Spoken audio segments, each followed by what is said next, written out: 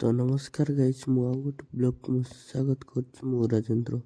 ତ ଗାଇସ୍ ଦେଖିପାରୁଥିବେ ମୁଁ ଜୋମାଟୋ ଆଜି ମୁଁ ଘରକୁ ଯାଉଛି କାମ ସାରିକିନା। ତ ଗାଇସ୍ ଆଉ ଆଜି ହେଉଛି ସଣ୍ଡେ, ଆଉ କୁଆଡ଼େ ଯାଇକି ଆଜି ଟିକେ ଜମିରେ ପଳେଇ ଆସିଛି ପାଣି ତାପରେ ଆମେ ମଡ଼େଇବା ପଳେଇ ଆଇଲୁ ଦେଖିପାରୁଥିବେ ଏଠି ବୁଲିବା ପାଣି ପାଇଁ, ମାନେ ମଡ଼ଉଛି। ଗୋଟେ ଜାଗାକୁ ତାପରେ ସରିଲା ପରେ ବଜାର ଆଜି ଟିକେ ଉଠିଲା ଗୋଟେ ହେଲେ ଆଉ ବୁଲାବୁଲି ଜାଣିନଥିଲୁ। କରିବାକୁ ହଠାତ୍ କିନା ଠିକ୍ ଅଛି। ଯାଉଥିଲୁ ସେଠୁ ଦେଖିକି ତାପରେ ପଳେଇ ଆଇଲୁ କଳିଙ୍ଗା ବସଷ୍ଟାଣ୍ଡରେ ଟିକେ ବୁଲାବୁଲି କଲୁ।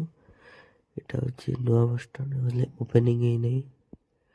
ଓପେନିଂ ହେବ 12 ଜାନୁଆରୀ 2024ରେ। ସମସ୍ତେ ଆଇବେ, ଭୋଜି ହେବ, ଖାଇକି ଯିବେ।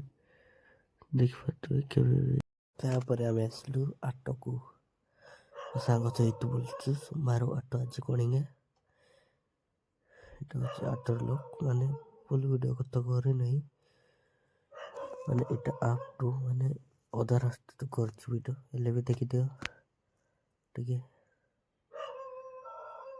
ମାନେ ଭିଡ଼ ତ ବେଶୀ ନାହିଁ ଆଜି, ନେକ୍ସଟ ସୋମବାର ବେଶୀ ଭିଡ଼ ଥିଲେ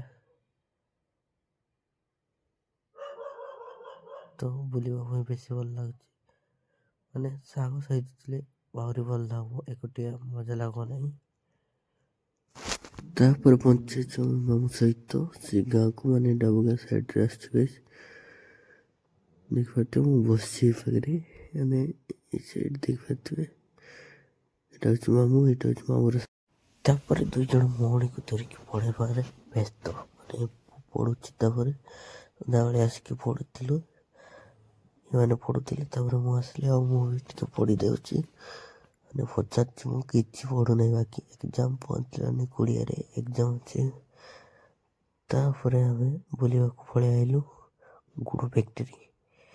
ଏଇଟା ହେଉଛି, ଏଠି ଡବାରେ ପୁରା ଗୁଡ଼ ଭର୍ତ୍ତି ଅଛି ସାଙ୍ଗମାନେ। ଏଠି ଦେଖିପାରୁଥିବେ ଏଇଟା ହେଉଛି ଗୁଡ଼, ପୁରା ଚିନି ଭଳିଆ ଲାଗିବ ଗୁଡ଼। ତାପରେ ସେଠିଠୁ ଆମେ ପଳେଇ ଆଇଲୁ କଷାମୁଣ୍ଡା ଦେଖିପାରୁଥିବେ।